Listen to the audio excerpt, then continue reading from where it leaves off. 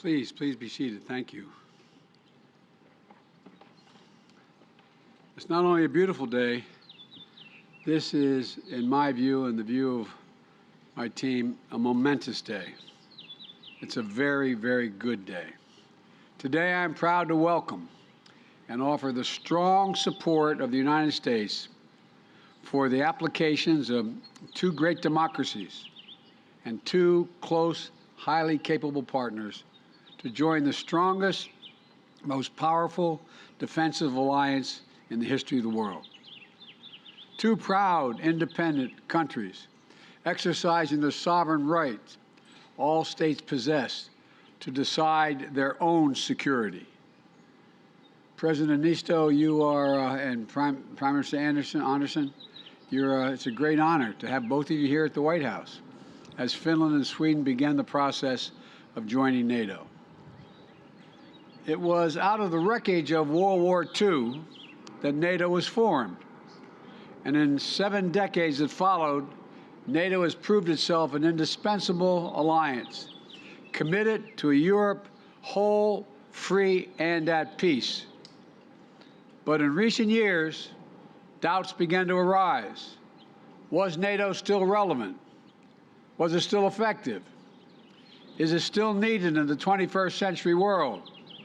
Today, there is no question.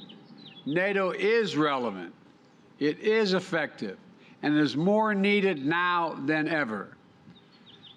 The indispensable alliance of decades past is still the indispensable alliance for the world we face today, and I would argue tomorrow as well. And the decision of Sweden and Finland, the one they have made, is testament to that commitment. This is about the future. It's about a revived NATO that has the tools and resources, the clarity and conviction to defend our shared values and lead the world.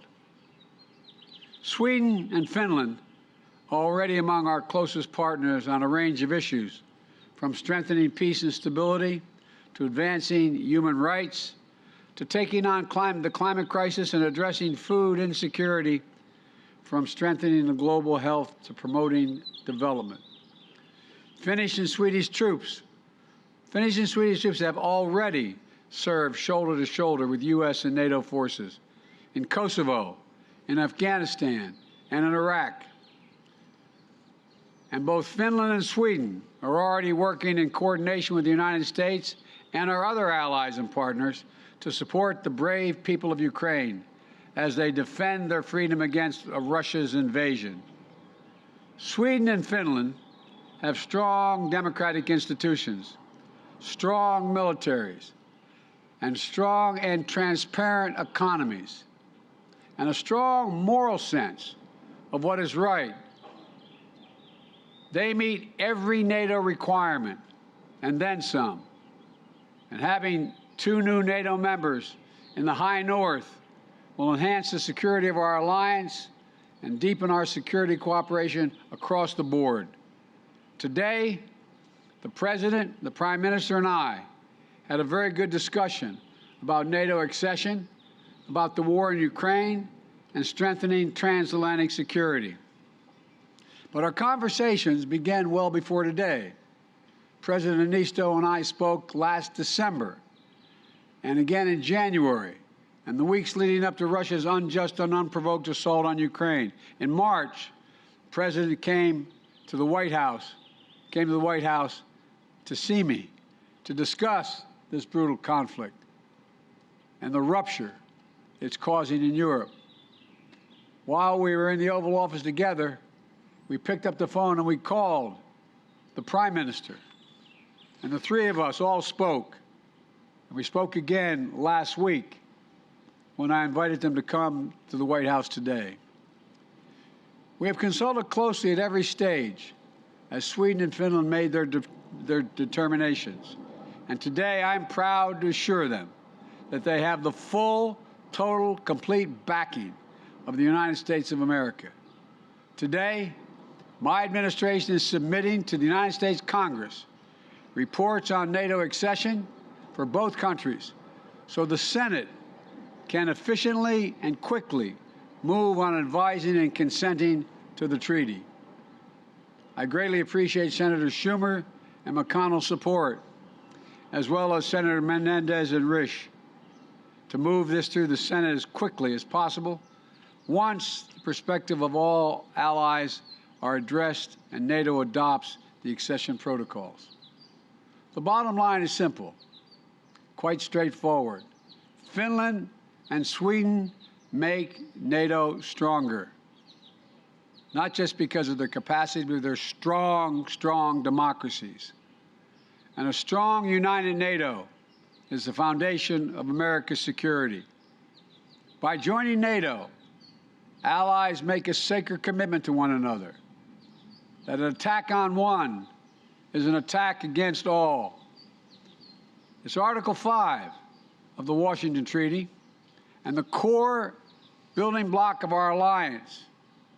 And the only time in history Article 5 has been invoked was after 9/11, when the United States was attacked and all our allies rallied to our side. The United States will never forget that, and we will never fail in our pledge to defend every single inch of NATO territory. I welcome Sweden and Finland choosing that responsibility as well. This is going to benefit all of our people. And today, the President, Prime Minister, and I committed that we're going to work together to remain vigilant against the threats to our shared security and deter and confront any aggression while Finland and Sweden are in this accession process. There's nothing going to be missed, as my mother would say, between the cup and the lip. We're in once it is moving forward. I really mean it. I really mean it. So let me be clear. New members joining NATO is not a threat to any nation. It never has been. NATO's purpose is to defend against aggression. That's its purpose, to defend. And let no one make a mistake. The meaning of this historic day. In the face of aggression, NATO has not grown weaker or more divided. It has grown stronger, more united. With Finland and Sweden's decision to request membership in NATO, it'll be enhanced for all time. Standing together today, we reject the bloody creed that might makes right, and we declare more powerful creed. All for one and one for all. Because what NATO makes strong isn't just our enormous military capacity, but our commitment to each other, to its values. NATO is an alliance of choice, not coercion. This is a victory for democracy in action. Finland and Sweden are seeking to join NATO because their citizens demanded it, and their elected leaders heard them. That's how it works when leaders derive their power from the consent of the government, from the consent of the governed. And that's why NATO's open door has always been so important. It allows nations to choose for themselves to ask to be part of a group of nations that value freedom, democracy, and human dignity above all else. Countries must demonstrate that they meet NATO's high standards for military interoperability, economic transparency, and democratic accountability. That's what Sweden and Finland have done. And so today, it's an affirmation of those countries in Europe that share our values, that we're willing and able to do what it takes to be part of the alliance. NATO's door remains open. In just a few minutes, I'll be leaving to spend time with two of our Indo-Pacific allies. In a half hour or so, I'll be flying to the Republic of Korea and Japan. I thank the President and the Prime Minister for traveling here on for this meeting before I take off, because it is so important. America's alliances in Europe and in Asia keep us, and I would argue the world, strong and secure. They're how we confront the challenge of our time and deliver for our people today, and harness harness opportunities for a better tomorrow. And I look forward soon calling Sweden and Finland our friends, partners, and NATO allies. I want to thank you both for being here, and I'm going to invite each of you to say a few words, and we'll start. Mr. President, the podium is yours. Mr. President, thank you so very much. Thank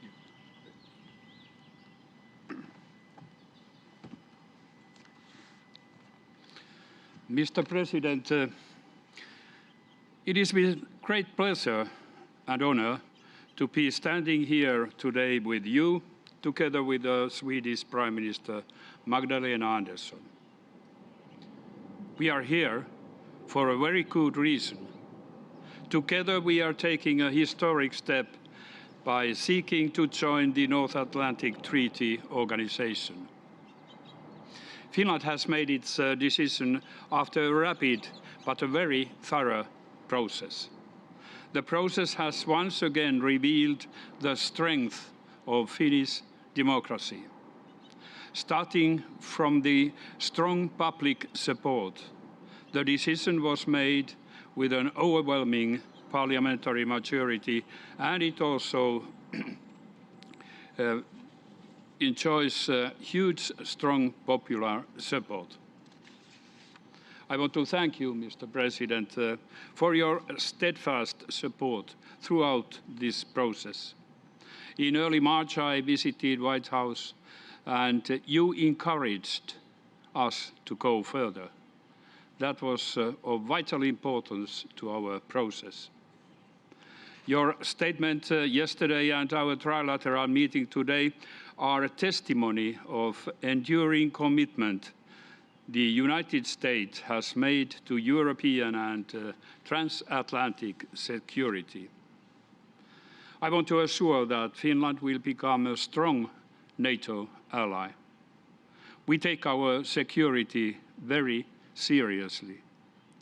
The Finnish armed forces are one of the strongest in Europe. We have also consistently invested in developing our capabilities. The Finns' willingness to defend their country is one of the highest in the whole world. We are ready to contribute to the security of the whole alliance, making the commitment to mutual security guarantees that being a NATO ally entails. Now that we have taken this first decisive step, it is time for NATO allies to weigh in. We hope for strong support from all allies and for a swift ratification of our membership once it's agreed. I believe that the United States can set a crucially important example to others. The Turkish leadership has recently expressed concerns about our membership application. I want to address these concerns today. Finland has always had broad and good bilateral relations to Turkey. As NATO allies, we will commit to Turkey's security just as Turkey will commit to our security. We take terrorism seriously. We condemn terrorism in all its forms, and we are actively engaged in combating it. We are open to discussing all the concerns Turkey may have concerning our membership in an open and constructive manner. These discussions have already taken place, and they will continue in the next days. 24th February, I said that the masks have fallen, and we see only the cold faces of war. Russia's war in Ukraine has changed Europe and our security environment. Finland takes the step of NATO membership in order to strengthen not only its own security, but also in order to strengthen wider transatlantic security. This is not away from anybody.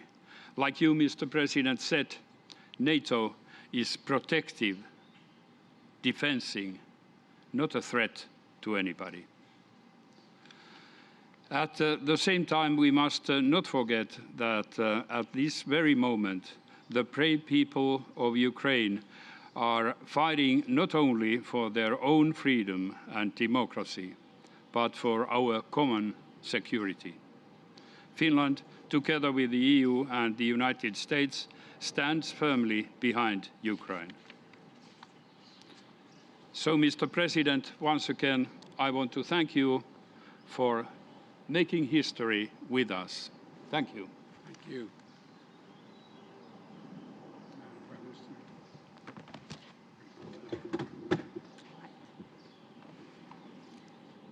Mr. President, thank you for welcoming President Niinistö and me to the White House. The bonds between Sweden and the United States, they are strong and long-standing. And as you know, Swedes first set foot in your home state of Delaware in 1638. And we were one of the first countries to recognize the United States as an independent nation in 1783. And since then, our countries have developed a deep and long-standing friendship through family ties, trade, and mutual interests. And I personally is very much one part of this. But most of all, our shared values and beliefs in democracy and freedom. Values and beliefs that are now being put to the test. And today, the situation in Ukraine reminds us of the darkest days of European history. And I must say that during dark times, it is great to be among close friends. And over these past months, we have shown transatlantic unity and strength at its best. Together, we have responded forcefully to Russia's aggression and provided unprecedented support to Ukraine. We have not flinched. And Mr. President, I want to thank you for the massive US support to Ukraine and for your sustained engagement in European society. President Niinistö and I have come here at a historic moment for our countries.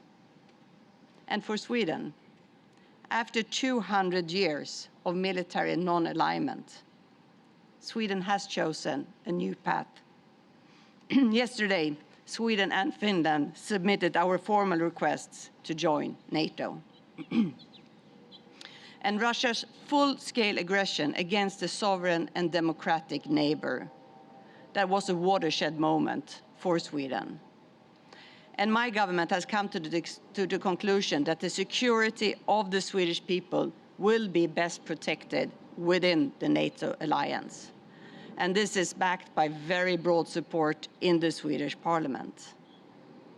And with Sweden and Finland as members, NATO will also be stronger. We are security providers with sophisticated defense capabilities. And we are champions of freedom, democracy, and human rights. We have a long tradition of extensive military cooperation with NATO, including all missions. And we are right now ramping up our defense spending, and we will reach 2% of GDP as soon as practically possible. And Mr. President, your support for our country's NATO aspirations for our security are of fundamental importance. And we look forward to a swift ratification process by NATO members. And we are right now having a dialogue with all NATO member countries, including Turkey, on different levels to sort out any issues at hand. In the United States, the Senate is crucial in this regard, and last Sunday, I hosted a delegation headed by Senate Republican leader McConnell in Sweden. And later today, President Niinistö and I will meet Senate Majority Leader Schumer and other leading members of Congress. And we greatly appreciate the broad and strong support expressed by both parties in Congress. But, Mr. President, our countries also work closer together when tackling global challenges. And Sweden, like other Nordic countries, has shown that emissions reductions can go hand in hand with economic growth. And in Sweden right now, the green transition creates thousands of jobs through investments in battery factories, green mining, and fossil-free steel production. And I actually brought the President a unique example of this, a candle holder made of the world's first fossil-free steel.